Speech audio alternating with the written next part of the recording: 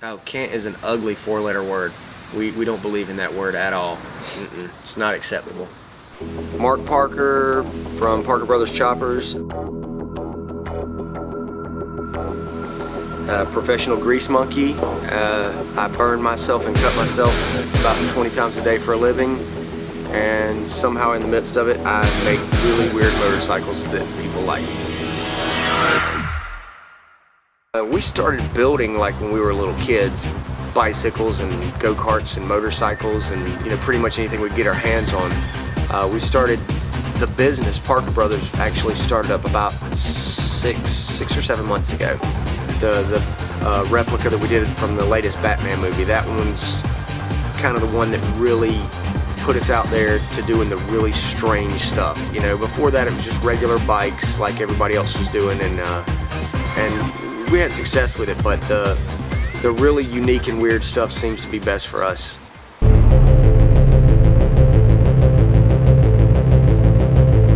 We just finished the Bat Pod, and it was, on the internet, people were liking it and everything, and we were looking for something to kind of outdo the Bat Pod, something that would take it to the next level, because we don't want to settle for, okay, we're good with this, let's just stay with that. We want to find that next big thing.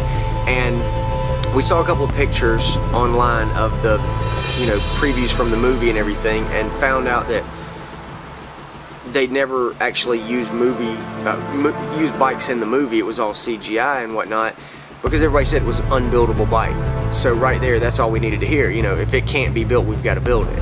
So, any kind of challenge like that just drives us. So we sat down and started sketching some stuff out on paper, getting some dimensions, and took us about a half hour. We had the whole bike designed and started building it. Well, they've got Suzuki motors in them. It's a V-twin 1000cc TL motor. Top speed's probably going to run somewhere in the 120 to 130 range.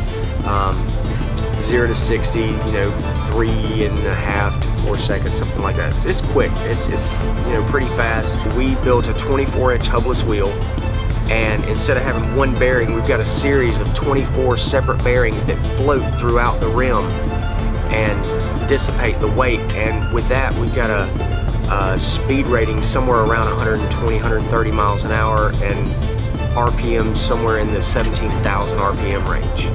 So I doubt anybody's ever going to test that. Somebody may, I don't know, I may.